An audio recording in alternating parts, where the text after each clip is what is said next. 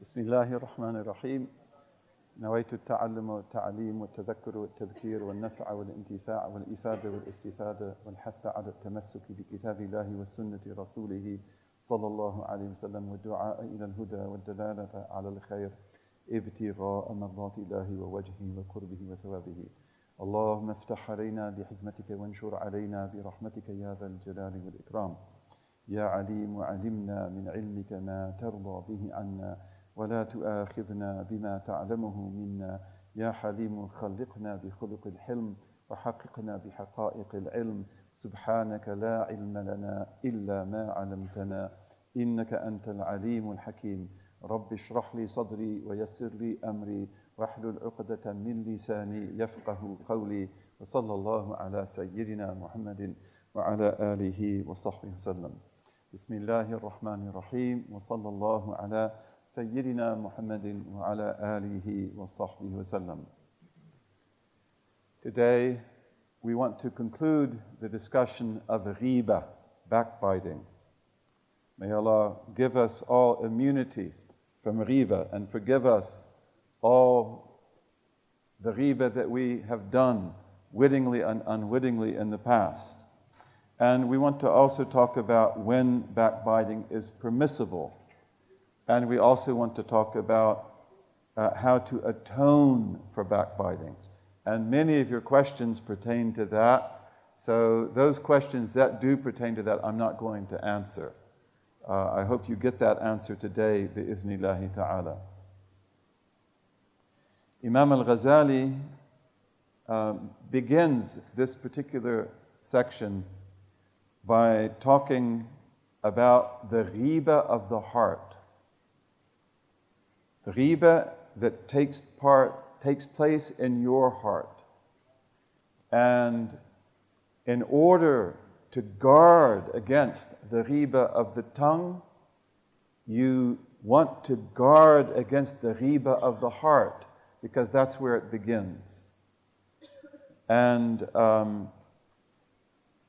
when we talk about the heart, and Imam al-Ghazali talks extensively about the heart, he emphasizes the fact that you are not responsible for anything involuntary that takes place in your heart. The suggestions that come to our hearts, which come from 4 different sources, they come from the ego and the self. And the self can be good and it can be less than that. And they come from Satan and the demonic world. And they come third from the angels, the angelic world. And you want to open your heart to angelic influence, but you have to purify your heart for that. And then from God Himself, which is the direct influence of God, and this is overpowering on the heart. So the suggestions that occur to our hearts, they go back to these 4 sources. And this is why you have to be very careful with your heart. We believe that whatever comes from inside is us. What is more me than myself? What is more me than the feelings that arise inside of me? But that's not true. Because inside of you, you have a drama that goes on where you have these 4 different types of suggestions that are doing tawaf around your heart, like good and bad people do tawaf around the Kaaba. Not everyone going around the Kaaba is an angel. Some are angels. Some are human angels. Some are ordinary human beings, like the nafs. Some of them are demonic human beings. And some of them are demonic. Okay, so in your heart also you have this tawaf that's always going around it. And that's why you must learn not to trust yourself until you know yourself. And until you know where are these insinuations coming from. You may have a really overpowering feeling of disbelief that comes from your heart. It doesn't really come from your heart. It comes from Satan. And it may come also from egotistical aspects of the self in the heart. But it's not the heart itself. So we've got to learn to watch our hearts. We have to learn to check our hearts. You have to learn to command your heart. And you can do that. It's created to listen to you, to your intellect. Be silent. Be silent. Don't talk to me about these things. Don't keep bringing this up. Be quiet. Try that. You can do that. You can silence your heart, but you have to speak to it. You have to be aware of it. You have to be able to observe it. Riba of the heart is not involuntary. Riba of the heart is sinful because it is voluntary. It is a matter of volition. That's what we mean by voluntary. That it's a matter of the will. It's a matter of volition. Where does it begin? With suggestion. And that suggestion could be angelic. Watch out for this person. And that suggestion could be demonic. Watch out for this person who's good. And that suggestion could be just from the ego. I don't like this person because he's better than I am. Or whatever. So these are just suggestions. And when the suggestion comes, the suggestion is involuntary. So you're not guilty of anything, but what do you do with it? And so therefore, if you have a suggestion that pertains to the faults and the defects of other people, which is technically backbiting, you do not want to listen to that. And you do not want to believe it unless you have proof. And why do you want proof? You don't want proof for that, even if it is true, unless you've got to have proof for it.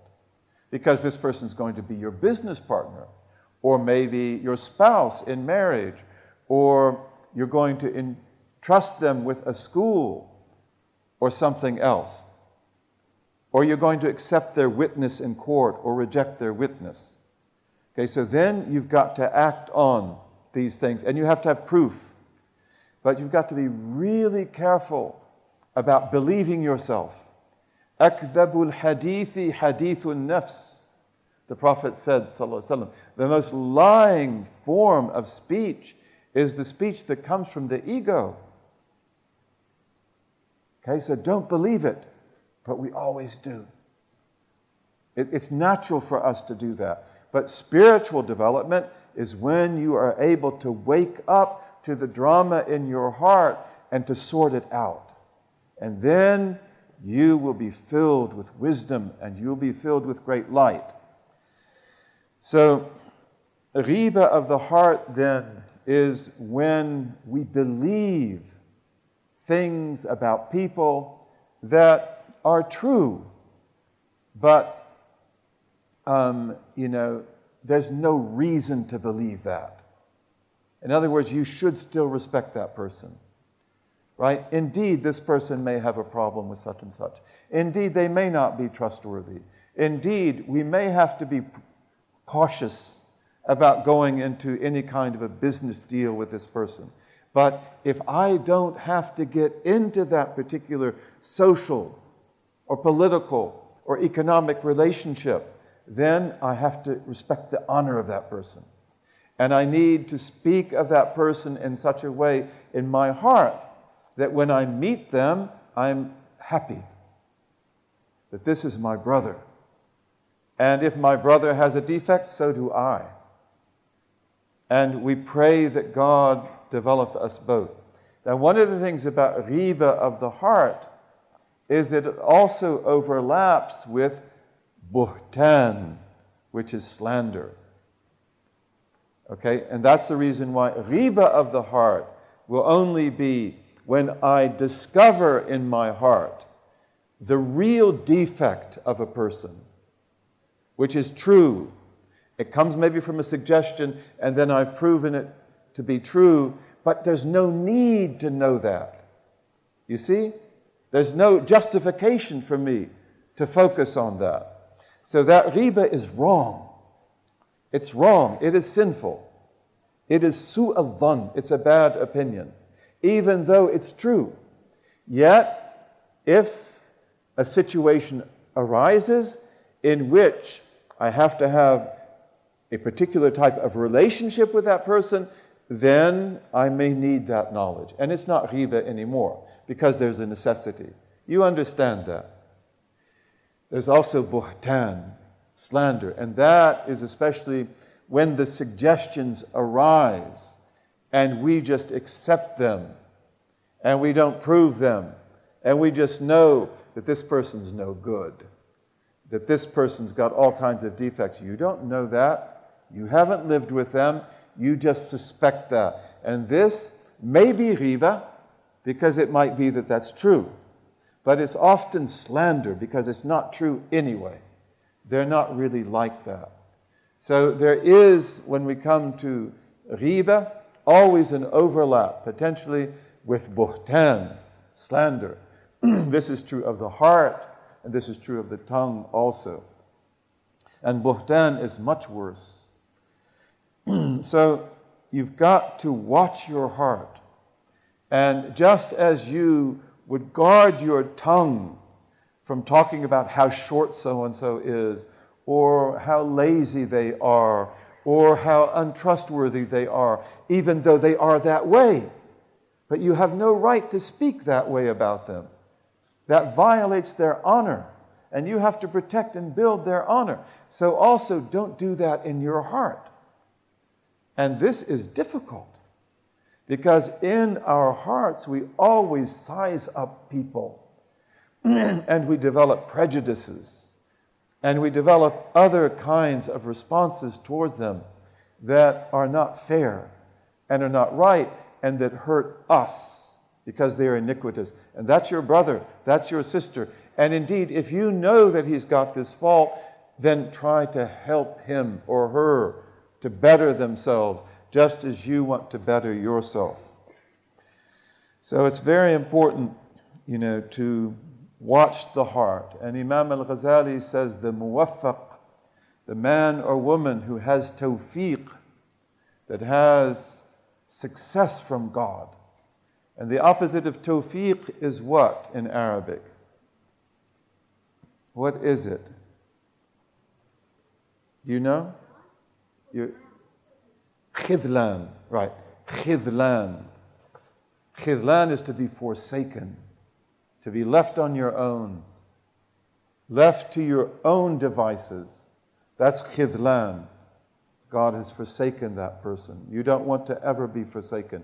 Tawfiq is when God helps you and He gives you success, so that your will is wifqa. It is in accord with what He likes, what He loves. That's tawfiq. But the tawfiq, the person of tawfiq, is the one who learns to observe his heart. And the healthy person is the one who learns to observe his nervous system and to track sensation in his or her body. Most of us have no idea what that means. But that's one of the ingredients of good health. Listen to your nervous system. Give yourself a chance. Listen to yourself. Get into yourself. The wonder of the universe that is within you. And once you begin to observe, and usually things like this need teachers. You need a teacher who will show you how to observe your nervous system. And he will probably be, or she, a healer who will then help you to get sound. Okay, the same thing with the heart. We need a teacher. Imam al-Ghazali is the greatest teacher for that. But you can begin to watch your heart, to pay attention to your heart. You don't take it for granted anymore. And here you watch carefully the movements of your heart. What am I thinking about this person? Why am I thinking? And you learn to look into the mirror of yourself. You look at the mirror on the wall, right? And you see that I need to wash my face. I need to comb my beard. Maybe the sister has to put something on her face. Okay, that mirror is there. You also have a mirror in your heart. You have to look at that, and you have to get it to tell you the truth about yourself. With all of the defects we have, just as the mirror will tell you that you don't look very nice this morning if you don't comb your hair, if you don't get that blot off of your face. So also the mirror of the self, it will tell us about these things as well. And this habit of beginning to look at our hearts and to watch them, this is absolutely essential to our salvation, not to mention our spiritual advance. So Imam al-Ghazali says that ghiba of the heart and buhtan of the heart, backbiting and slander of the heart, is rooted in su'adhan, having a bad opinion of God and of His creation and of others. If God is content to create fallible human beings as His servants and to forgive them and give them the garden, are you not content to be their brother or their sister? Are you not content to keep their company honorably? Are you not content to protect their honor? Then something is wrong. Something is wrong. So su'adhan is a great evil, bad opinion. Just as the Prophet taught us, sallallahu alaihi wasallam, husnul dhanni min husnul ibadah. Good opinion is a type of good worship. You want to have a good opinion about people, and again, especially the people who need it the most. And these are the people that you see have certain defects and faults. So do I. So do you. But we want to have a good opinion of them because every human being is a gold mine. And nasu ma'adin, the Prophet said, sallallahu alaihi wasallam, human beings are gold mines of silver and gold and other minerals, diamonds, rubies, emeralds. Every human being is a gold mine. And if you have a good opinion of them, then maybe you'll find out what they have in them. Rubies, gold, something else, okay? Good opinion. And good opinion is part of good worship. God, my Lord and your Lord, was willing to create us with all of our defects, with all of our problems, and to make us His servants. We're not content to be brothers and sisters. We're not content to speak well of each other and to have a good opinion. Then that is a bad reflection on us. Again, the mark of ghiba of the heart, and what is worse, buhtan of the heart, is that you become altered in your relationship to that person. He walks in the door, oh my God, why did he have to come? Okay, you feel heavy that they are present. You feel oppressed by their presence. Okay, well, there's no reason for that. You did this. Give him a chance. And of course, if you do have to come into some social or personal relationship with that person that might hurt you or others, then you're going to have to find out what they're actually like. But otherwise, no. You want to keep a good opinion of them. You want to cultivate a good opinion of them.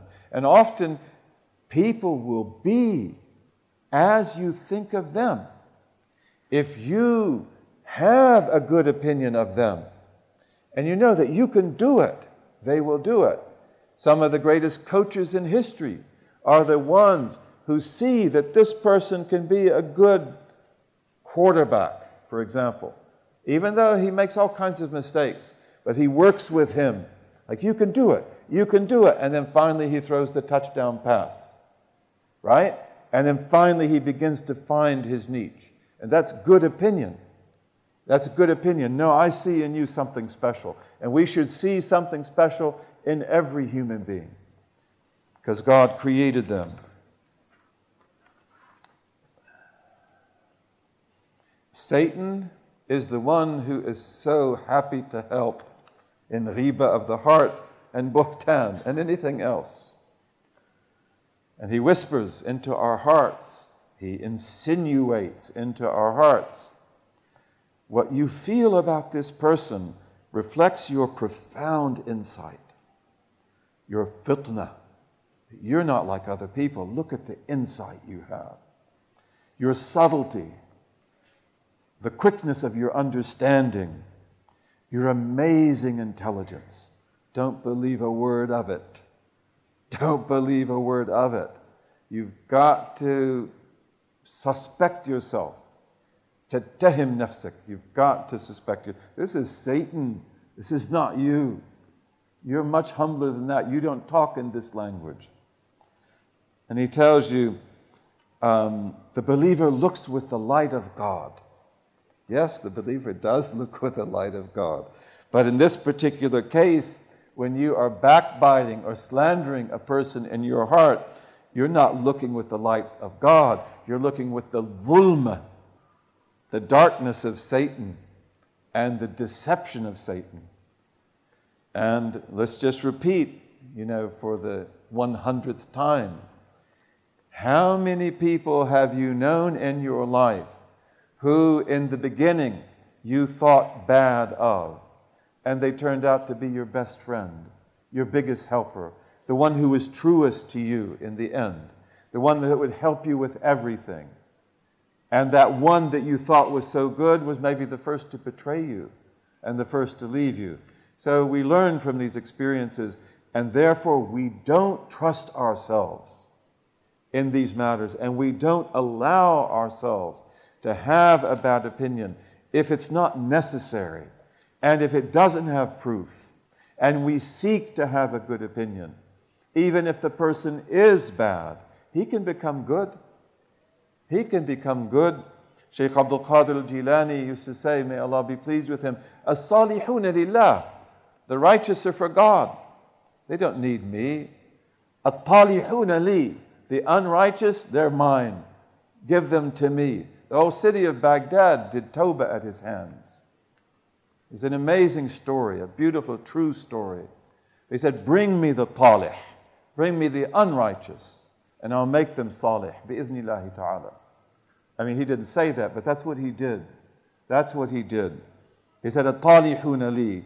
He also says, at-talih bala'tuhu.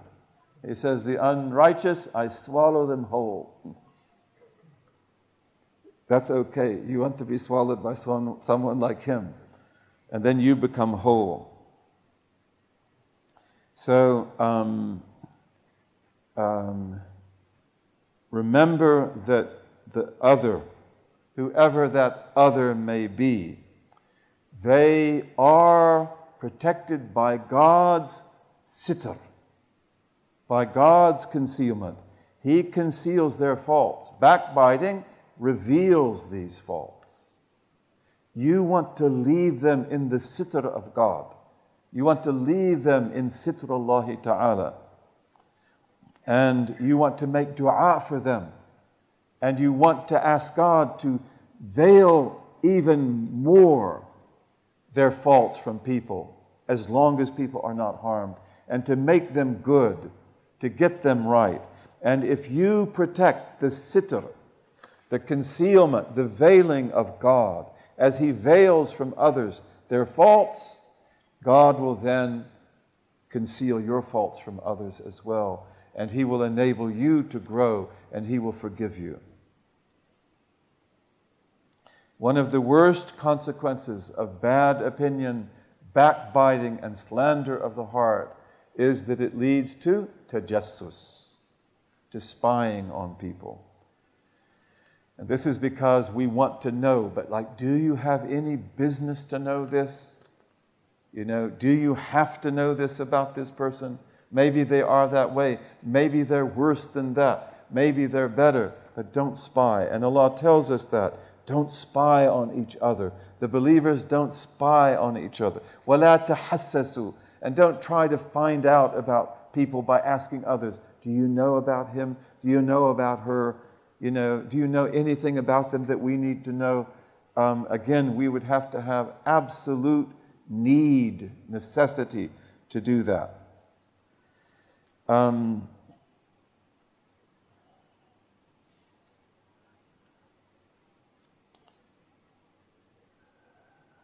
Okay. Allah says, Ya ayyuhal ladhina amanu ijtanibu kathiran min al-dhann. O you who believe, put aside much of opinion. This is not a good translation, but do not acknowledge, put to the side many of the opinions that you have about people. Not all of them, because some of them we may have to have. Just like when Ibn Abbas goes to serve Umar, the Caliph, his father Al-Abbas tells him, don't backbite anyone. But meaning you will have to tell him the truth about certain people when it's critical that he know that for the security of the state and in order that he do the work of governance that he has to do. So not all dhann is to be ignored, but much of it is. Most of it is.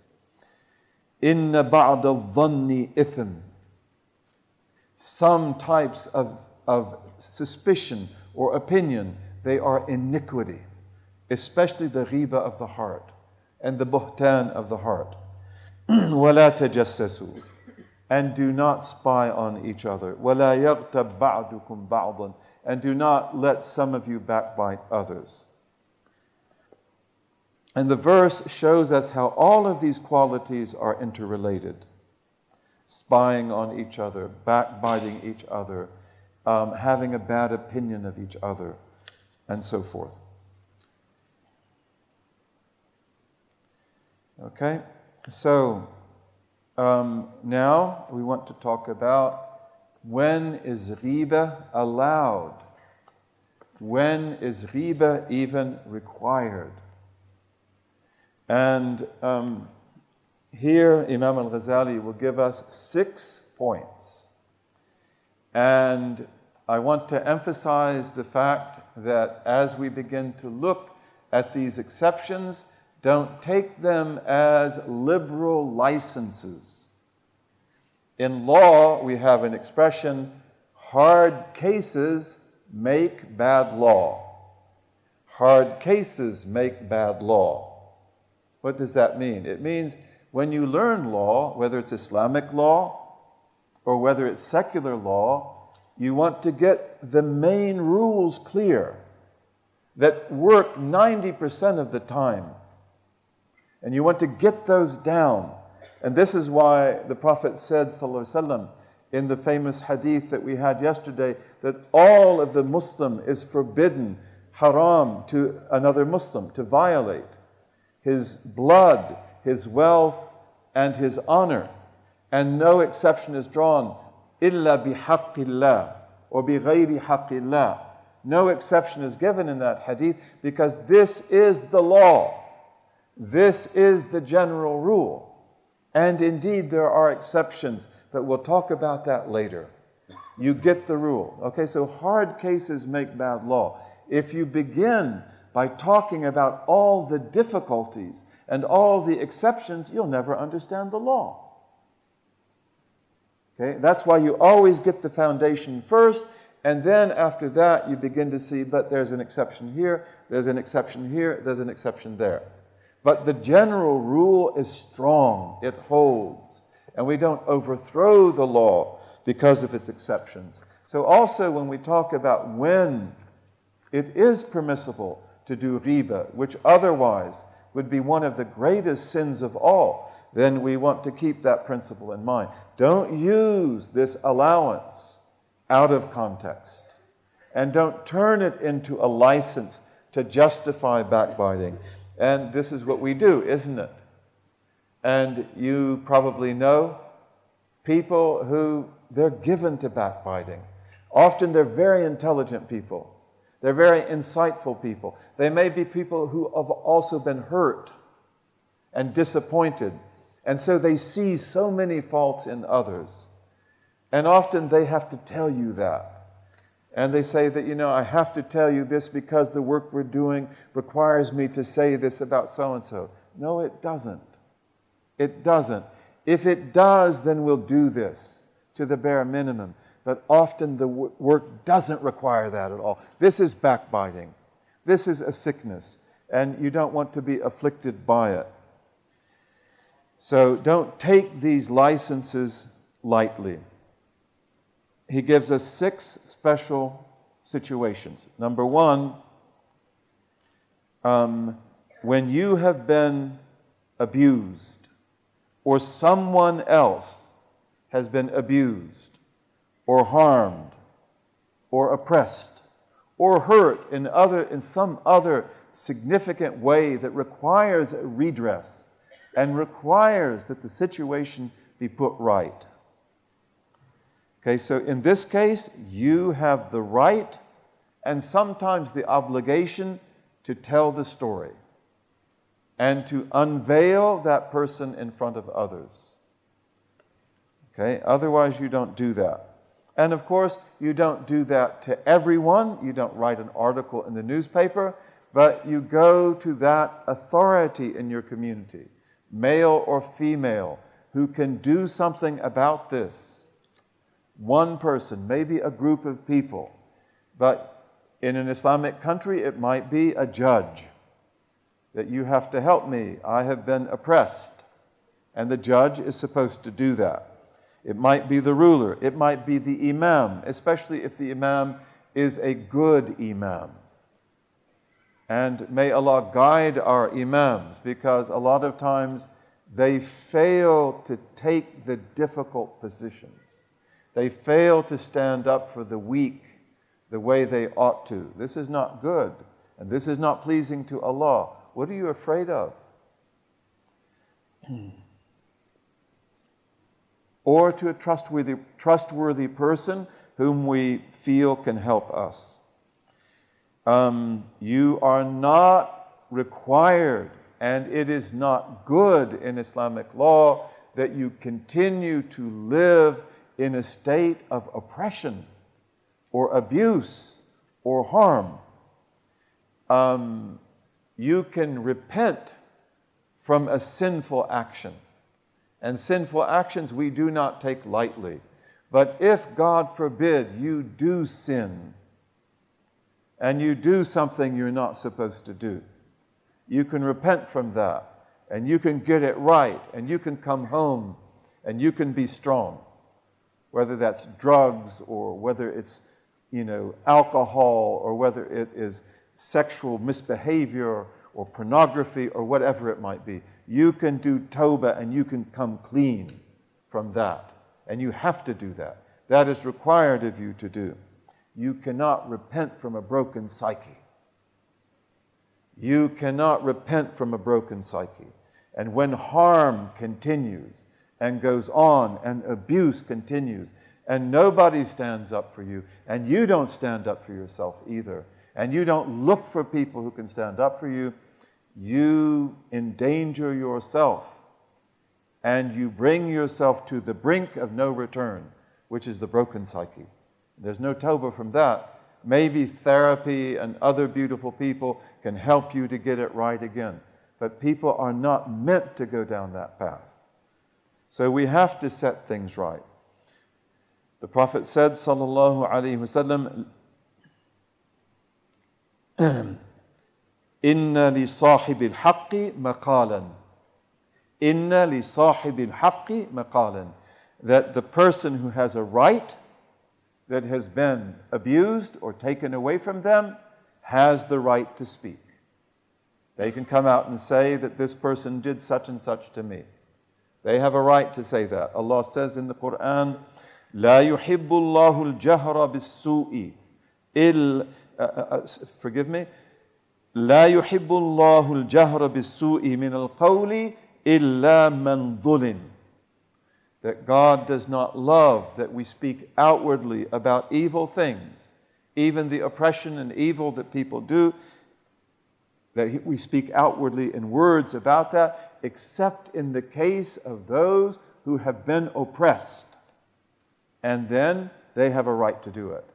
If you do it otherwise, the verse indicates that God dislikes that and He will punish you. So again, we don't take liberties in speaking about evil. And just as Jesus told His companions when they walked along the side of the stinking carcass of the dead dog. And they said, oh, it stinks so bad. He said, look how beautiful its teeth are. They're so white. This is the way we should be with Muslims, non-Muslims, everything. If we can say something good, that's what we should say.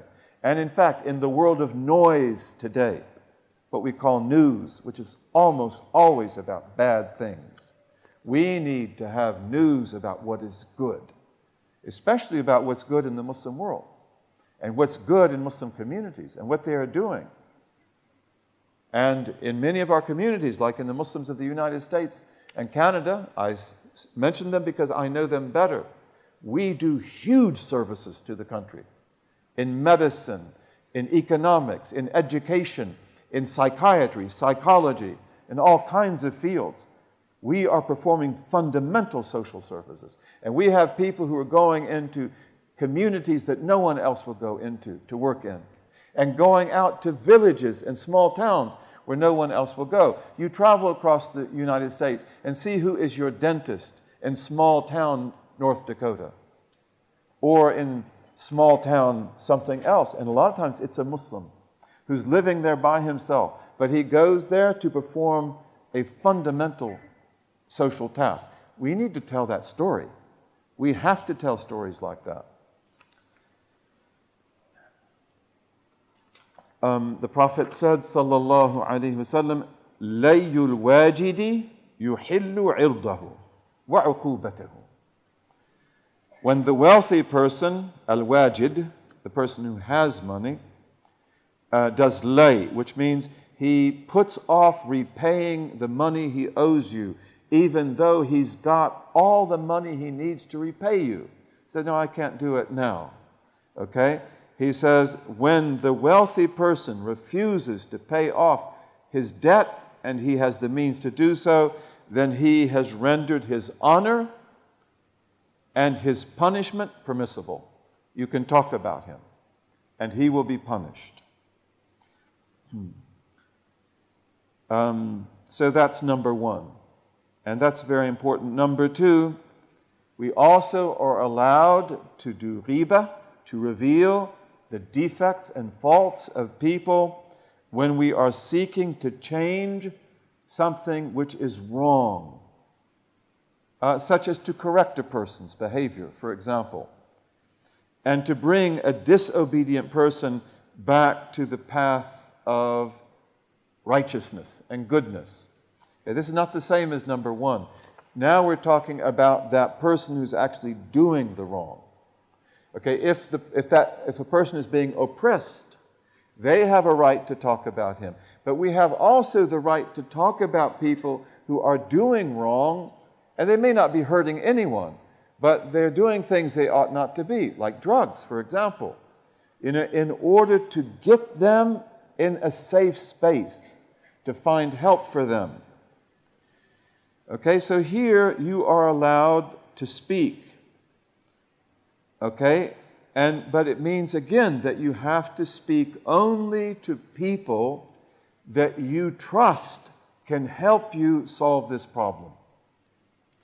Maybe family members who can speak to him or her and set this right. Maybe someone that he or her respects greatly.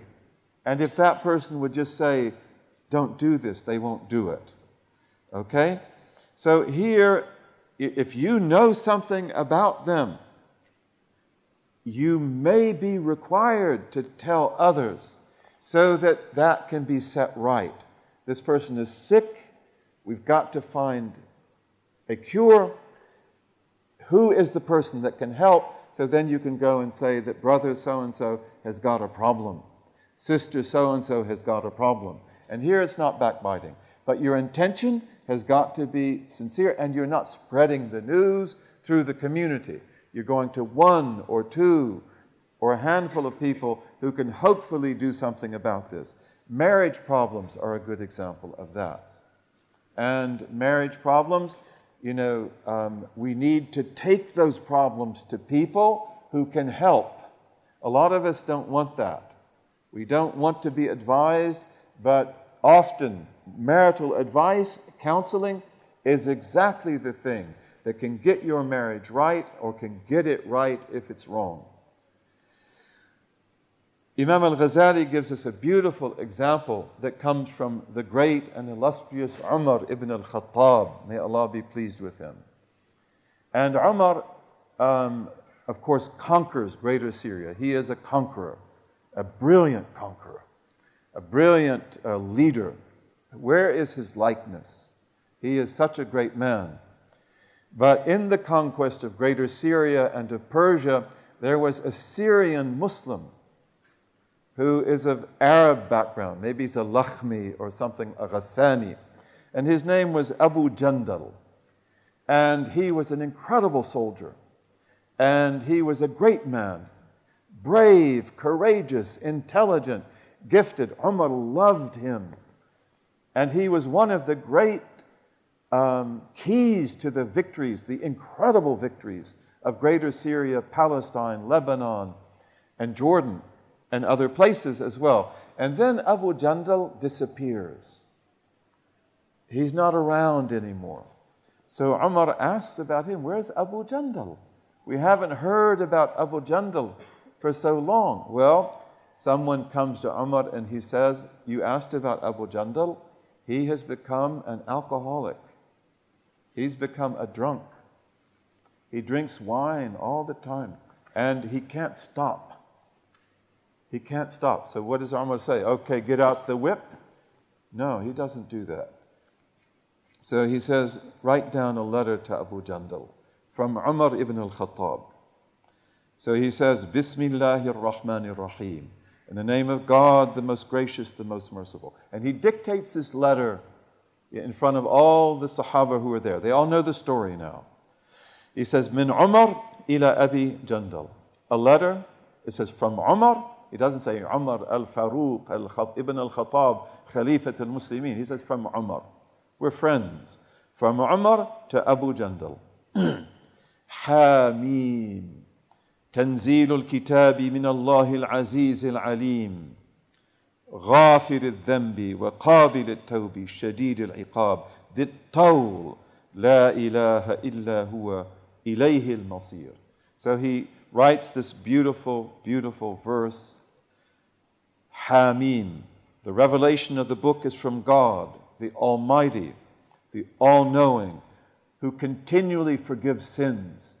Ghafir them, forgiver of sins, but it means in Arabic, he always forgives sins, day and night, whatever that sin may be. Qabil at-tawb, who always accepts repentance. Shadidul iqab, who is severe in punishment. The tawl, who has unlimited generosity and munificence. La ilaha illahu, there is no God but He. Ilayhi al-masir, unto Him is the return. Letter finished. You've seen the letter of Umar ibn Abdul Aziz. They don't waste words. They don't waste words. And then they fold up the letter. He sends a messenger, take this to Abu Jandal. Abu Jandal got the letter. He opened it. They say he read it out loud over and over again. And he began to cry. And he said, God has promised me that He will forgive me. And God has warned me of severe punishment if I don't turn back. And of course, he knew that Umar knows everything about him. Umar didn't say anything in the letter. He doesn't mention anything. And that Umar loves him and cares about him and has honored him in the way he wrote this letter. And so then Abu Jandal does tawbah and he becomes one of the greatest of all of the people of his generation. He comes back. Okay? And of course, when Umar wrote this letter also, then he said, let's make dua for Abu Jandal. We send the letter, and then Umar and all of the Sahaba, they make dua for Abu Jandal, and so he accepted it. When the news of Abu Jandal's tawbah came to Medina and came to Al-Faruq, may Allah be pleased with him, he could not conceal his happiness. And note also, he didn't want to punish the man. You know, he wants to get the man back where he ought to be. And then Umar said to the companions, who all know the story, he says, may you also do things like this whenever you see your brother slip up. Okay? Whenever we see our brothers or sisters make mistake, we have got to help them get back on their feet. We do not banish them. We do not push them away. We want to bring them closer. We want to get them right. Then you are a beautiful believer. You have mercy in your heart. And look at the mercy in this, and the wisdom and the honor in this. And none of this was ghibah, because this was done in order to get this man back on the path. Again, many of us today are extremely severe, extremely judgmental. And it may be that a brother or sister works in our community for a decade, 2 decades, and then they do something they shouldn't do. They slip up. Or they say something that we don't like, and we forget all of that. We cease to be friends. We push them out of the community. If he was the imam, he's not the imam any longer. What kind of people are we? You know, this is not intellect, and this is not the heart, and this is also not good character. Number 3, to give a fatwa or to get a fatwa. So you may need to have a legal judgment about a particular matter. My husband is doing such and such. My wife is doing such and such. My business partner is doing such and such. You may need to have a fatwa. And so therefore you have the right to tell the mufti what the problem is. And that might be about your father, it might be about your mother, it might be about your wife or your husband, it might be about your Muslim brother, it might be about any other number of people. Because the mufti has to know the situation. He's got to know what is actually happening, he or she. You can also have women muftis.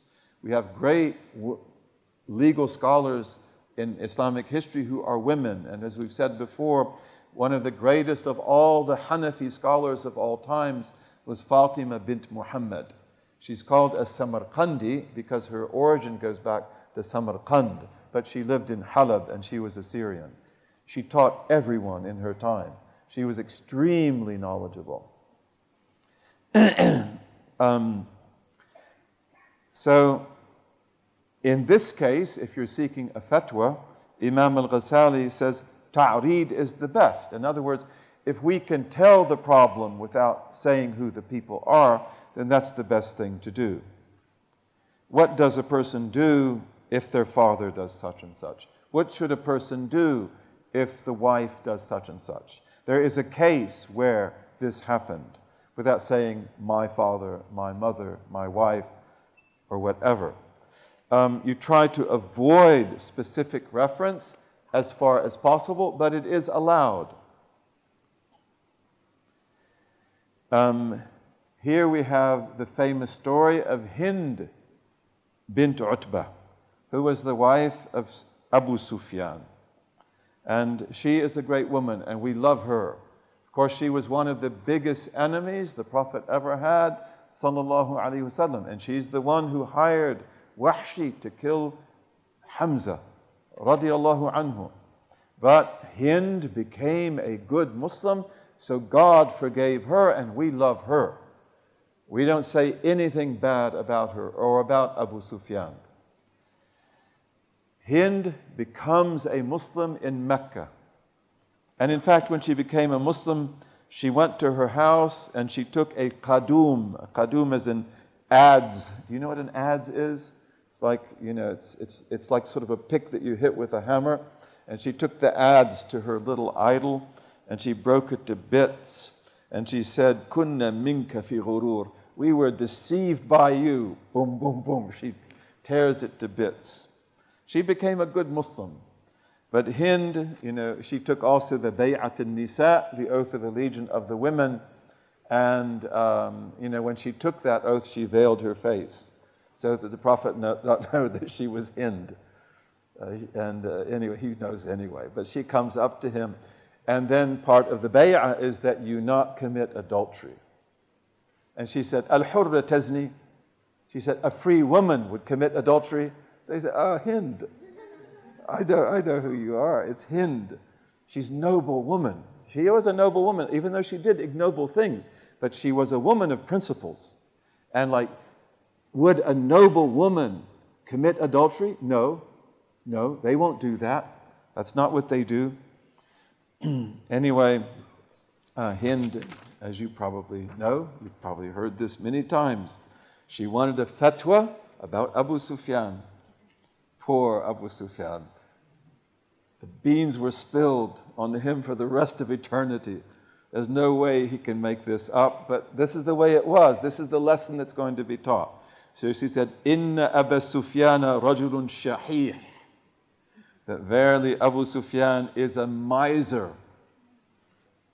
He's a miser. What's the difference between a bakhil and a shahih? They're both misers, but the bakhil, he doesn't spend on his family, but he spends on himself.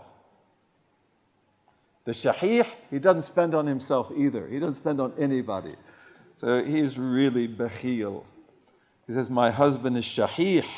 La yu'tini ma yakfini ana wa waladi. He doesn't give me or my children what is enough for us.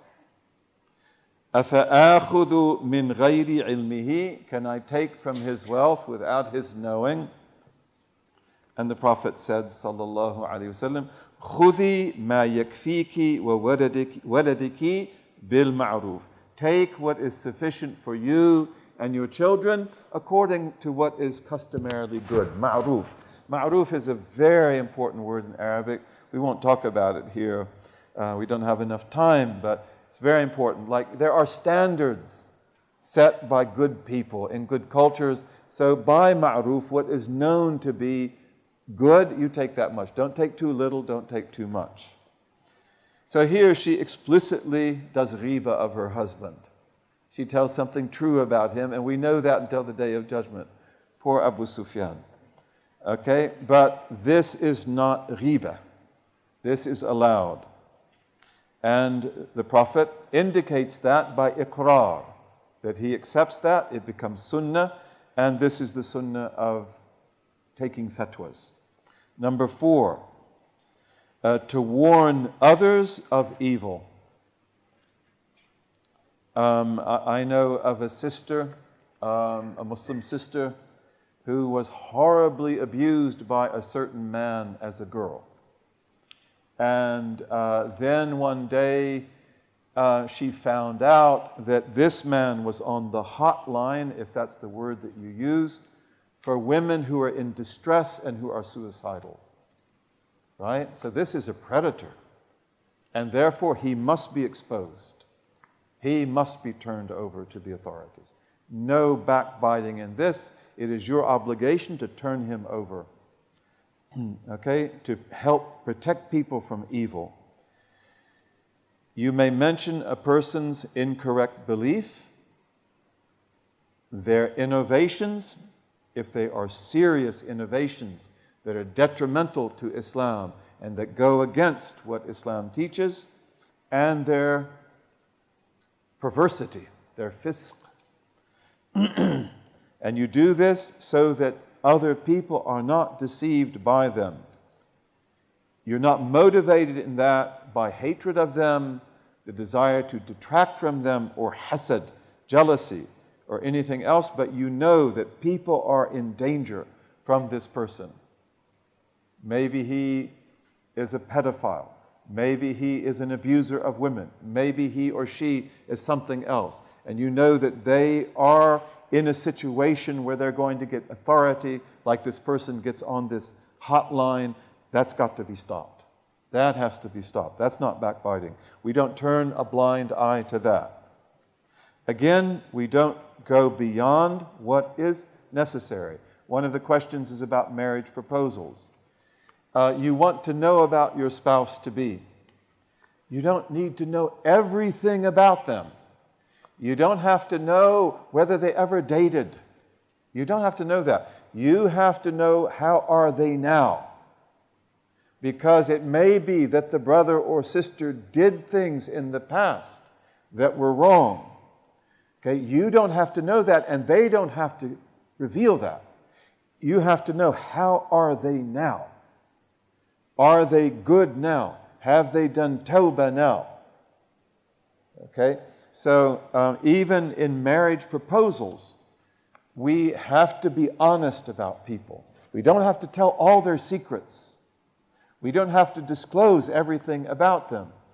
And in Islamic law, this is also one of the things we study. The things that you don't have to say about a woman. Okay? But nevertheless, you have to be truthful. And you do that so that the marriage succeed, bi'idhnillahi ta'ala. It's very good. And in traditional societies, this is one of the gifts that God gave us, that we had intermediaries, men and women who could be trusted, who knew how to make good marriages. And they would find out about people and they would find them a good spouse. In Turkey, in Ottoman Turkey, you have a whole culture which we could talk about, which is really beautiful, about how you find the spouse and how you test that spouse to be before they're married so that the marriage will be sound. We could talk about that. It's really beautiful. They had incredible customs. And these are the kind of customs we want to develop. Customs that facilitate marriage. Customs that facilitate brotherhood and sisterhood. Customs that protect from abuse and from harm. We have to tell the truth about a witness in a court of law, whether he or she can be believed.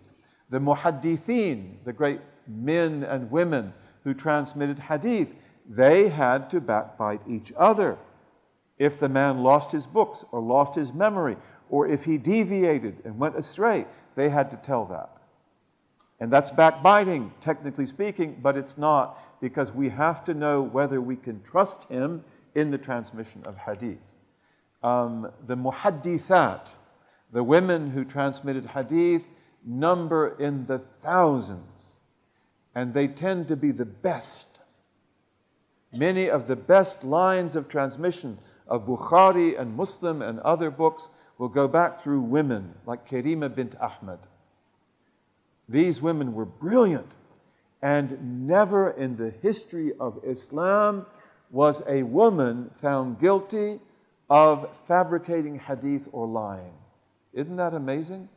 Many men were, but not women. In hadith sciences, the women were head and shoulders at the top. The Prophet said, sallallahu alaihi wasallam, how are we doing for time? 15? Okay. He said, "Atari'una an dhikr al-fajr." Atari'una. Tari'una is a verb that comes from wara', dignity. Does your dignity hold you back from speaking the truth about a fajr, a very corrupt person, an evil person? Ihtikuhu. Violate his honor. Attack him. Say the truth about him. These are strong words. Ihtikuhu. Mata ya'rifu nas, so that the people know him. Because he hurts people, he harms people. Udhkuruhu bima fihi hatta yahdharahu nas. Mention him and what is in him, what he does, so that people beware of him. Okay, so these are very, very important things. When people are known, number 5, and I try to get to some questions. What about people who have nicknames? Generally, we don't like to call people by nicknames. And the Quran also tells us to beware of nicknames. وَلَا تَنَابَزُوا بِالْأَلْقَابِ. Don't use nicknames. But some people have nicknames that are backbiting in nature, and they like them. Like Al-A'raj, who's one of the greatest of the fuqaha, but his name means the lame. So it wouldn't be good to say, he's lame. Look, he's lame. But he said, no, I'm lame, and you can call me that. Al-A'mash, which means the person who's half blind. He's also very famous. Al-Jahidh is one of the greatest writers in Islamic history and world history. And Al-Jahidh has great works on misogyny. He has great works on the right of women, by the way. brilliant works on the rights of women, and he compares how the situation of women was healthy in the Prophet's time and among the Sahaba and among the Salaf Salih, and how it ceased to be that in the Abbasid period. It's very, very brilliant. But Jahith means bug-eyed. And actually we call that in English pop-eyed. And Popeye the sailor, that's where he gets his name. He's Jahith the sailor. But our Jahith is not a sailor. He is a great writer. Al-Ahdab, the hunchback. Abu Sha'tha, the person who has disheveled hair. We prefer to have alternatives, but sometimes people like that. Imam Malik was Amir al-Mu'mineen fil Hadith. In his day, Imam Malik was the commander of the believers in Hadith. He was a master. But there was a man in Basra who was basically his equal, and he's called Humayd al-Tawil. Humayd al-Tawil. Humayd the tall. How tall was he? Not like that. He was very short. But they called him Tawil because he was big in knowledge. But that's also backbiting, to call him Tawil because he's not Tawil. But that's okay, he accepted that, and everybody accepted that. Also, we prefer in our customs to refer to the blind person not as blind, al-a'ma, but as basir, the person of inner eye. Number 6, when the person is blatant and open in the fisq, the corruption, the perversity that he or she does. In other words, he goes to the bars, you can see him sitting there, he smokes on the streets in Ramadan, he does other things, he drinks openly, he doesn't care. So whenever a person does that, he has destroyed his own honor, she has destroyed her honor, and they are fair game. The Prophet said, sallallahu alayhi wasallam, "Man alqa julbab al-haya'i an wajhihi, fala ghibata lah." Whoever casts off the garment of modesty and shame from his own face, there's no ghiba in him.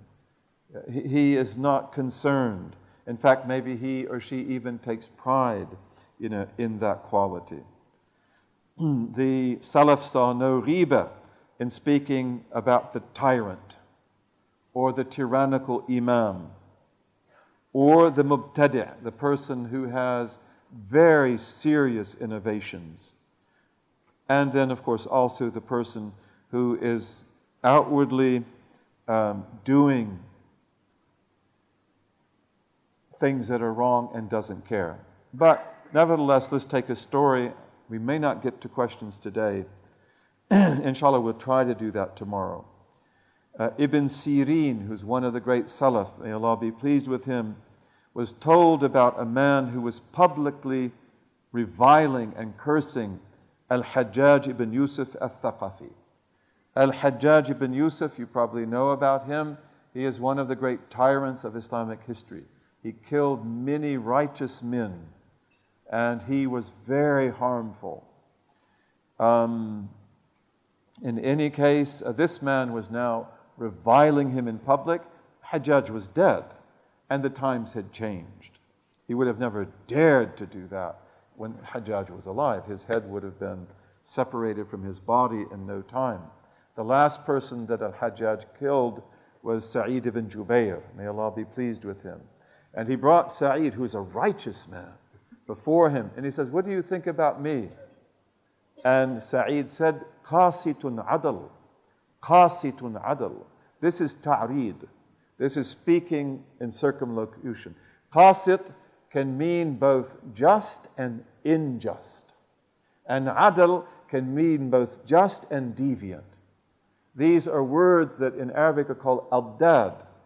And both of those words occur in the Quran, both in a good way and a bad way. The jinn have among them qasitun, which are unjust jinn.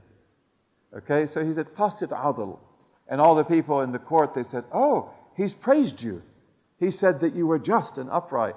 Unfortunately, Al-Hajjaj is not to be fooled. He's very smart. And he said, no, he said, you fools. He didn't say that. He said that I am a tyrant and that I am deviant. And then Hajjaj killed him.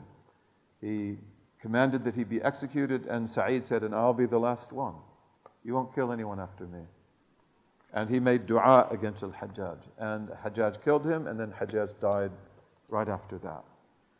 But in any case, Hajjaj was a person who stirred up deep emotions. And this person's out in the street talking about him, how terrible he was.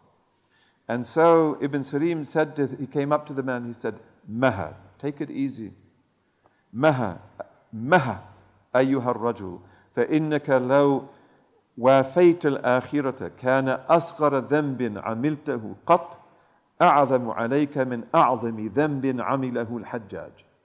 So he said, you, whoever you are, calm down. Take it easy. When you meet Allah in the hereafter, the smallest wrong that you have ever done will be more immense in your eyes and on you than the greatest wrong that Hajjaj ever did. Know that God, exalted be He, is just, even if He will surely take Al-Hajjaj to task for what he did, for the oppression that he did. He will also surely take to task, for the sake of Al-Hajjaj, anyone who did wrong to him. And why are you out talking like this? What is the purpose of this? What is the benefit of this? This is backbiting. This is backbiting. He's dead now.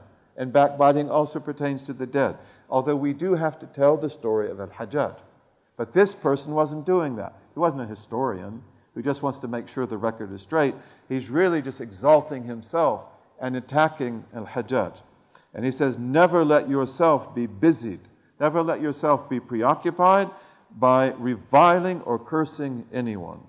So these are beautiful standards that we ask God that we are able to live by. We are not people of hatred. We are not people of vindictiveness. We are people of truthfulness. And inshallah, may we guard our hearts so that we guard our tongues and so that we have a dynamic spiritual progression, bi-idhnillahi ta'ala. We didn't finish, and I think the time is finished. 5 minutes, okay? So tomorrow, let's go back to this lesson and talk about how to atone for riba. And that's really a relatively short lesson. We'll talk about how to atone for riba, and then we'll talk about tale bearing, or namima, which is bearing false tales about people to others. Also, they can be true tales. We talked yesterday about backbiting and, blackmail. And blackmail really falls more squarely under tale bearing because it's a threat that either you pay up or I will tell people about you. Okay?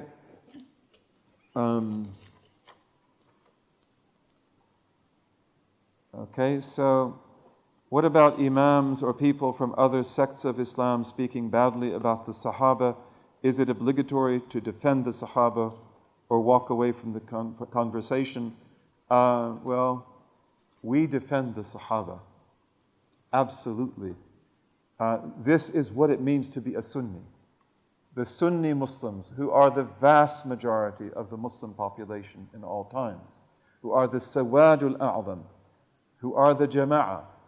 We are people who disagree on many things. But one of the things that we agree on is the probity of all the Sahaba, even Abu Sufyan, even Hind bint Utbah. We say nothing bad about any of them. And indeed, we will tell the story of history. We will tell what happened, but we do that very carefully, and we do that with understanding and adab. And we do not allow people to slander the Sahaba. This may mean that you have to leave their company. It may mean that you don't go there. But this is wrong. This is evil. If we are Sunnis, we are Shi'atu Ahl al-Bayt. Every Sunni is a partisan of the house of the Prophet ﷺ, or you're not much of a Sunni. And the Sunnis are the ones who stood by Ahlul Bayt, thick and thin. That's the history. We never betrayed them. Where was Imam al-Hasan? Where was Imam Zayn al-Abidin? Where was Imam Muhammad al-Baqir?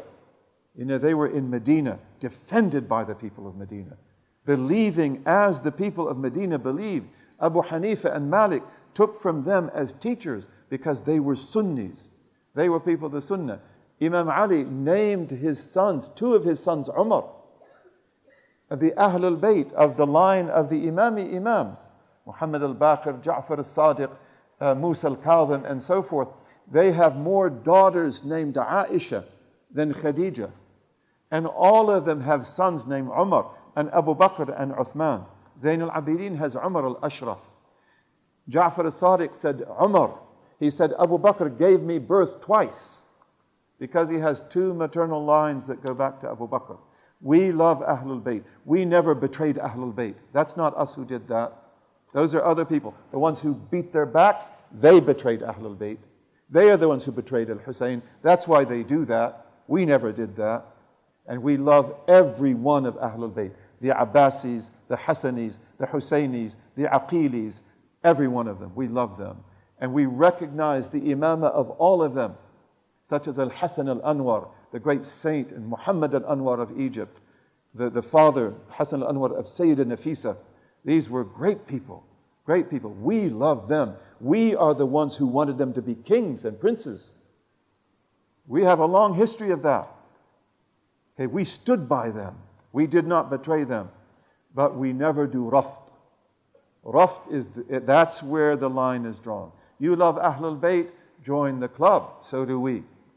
You want to talk about how great they are? So do we. You begin to talk evil about Abu Bakr and Umar, Imam Ja'far al-Sadiq himself would have taken you to task. Imam Ali himself would have treated you like a dog. You dare to speak about Umar to him. He married his daughter to Umar. Anything you hear contrary to that are lies. I've been in Iran, several times. I was there on a particular festivity which celebrates the death of Fatima. Allah be pleased with her. And they had pictures of Umar and Abu Bakr conspiring to kill Fatima. What a lie. What a lie. Imam Ali married his daughter to Umar. He loved Umar. Look at the things he said to Umar on Umar's deathbed. We know this absolutely. Absolutely. So again, forgive me for the emotion. But we stand by the Sahaba. That we do not compromise on at all. Imam Malik said, you cannot live in a land where they slander the Sahaba. Iran was a Sunni bastion for 1,000 years. Persia was a Sunni bastion. Every Persian poet was a Sunni. And Iran became a Shia land by the sword. That is the only place where Islam was spread by the sword. And again, forgive me for saying these things. But look what they're doing today. Massacring Sunnis, exterminating Sunnis. This has a long past. And this is evil. And many of them don't like that. That's true. We don't say that they all agree to this. No. We have to be fair. And many of them are good. They are Shia and they are not Rawafid. And I could name people like Sayyid Hussein Nasr who love the Sahaba and also love Ahlul Bayt. These are good people. There's not much difference between us and them. But when you begin to attack the Sahaba, you have no future left. This is damnable in the sight of God. This is damnable in the sight of God.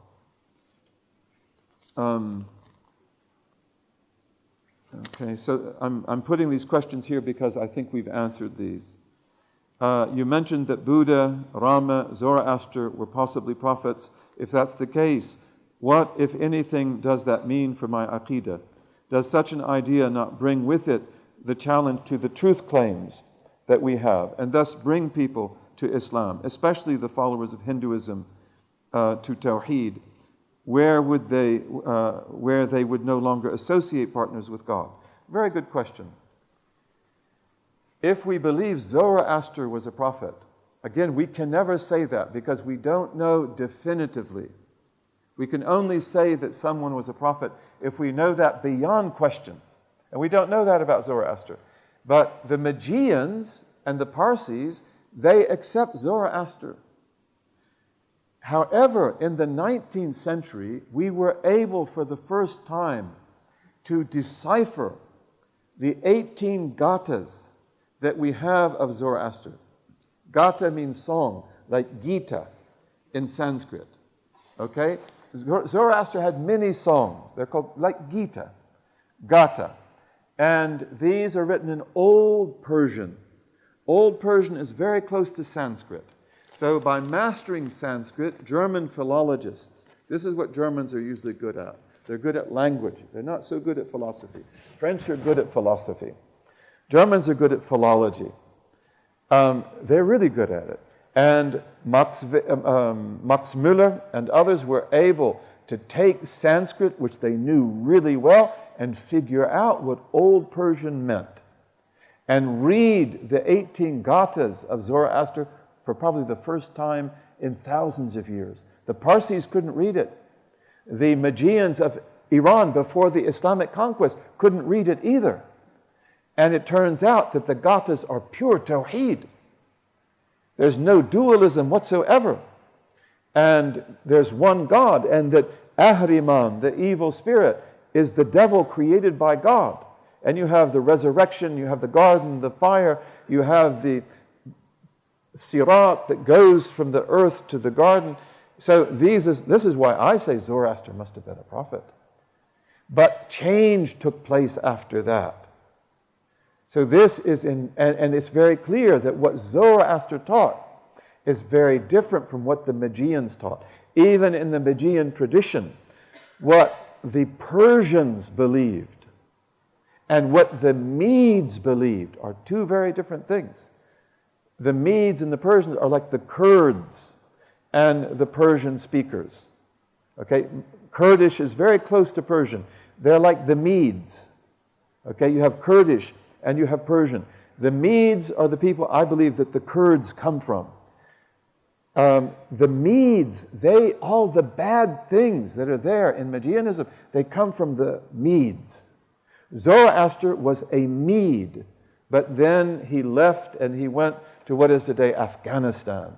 And there he found Sogdianians and others who are like the Persian speakers of Persia today, of Afghanistan, and also the Pashtuns, because they're also Persian people. They're not Indian people. Pashtun is a Persian language, not an Indian language. And they then did jihad with Zoroaster, and they conquered a big territory. That's a long time ago. So when we say that people like Rama and Buddha, Confucius, it doesn't mean that the teachings attributed to them today are authentic. Just like the things attributed to Jesus today. Some of them are authentic, others are not. The same thing about Moses and about the prophets of Israel. So this is what we mean by that. And again, if I study Buddhism, or if Sheikh Hamza studies it, or perhaps you, if we studied it together, there are so many signs that Buddha may have been a great saint or a prophet. Was he? I don't know, I can't say. But there are many signs of that. Okay, and the same thing, if we look in the Hindu tradition, the Hindu tradition is rich, metaphysically rich beyond words.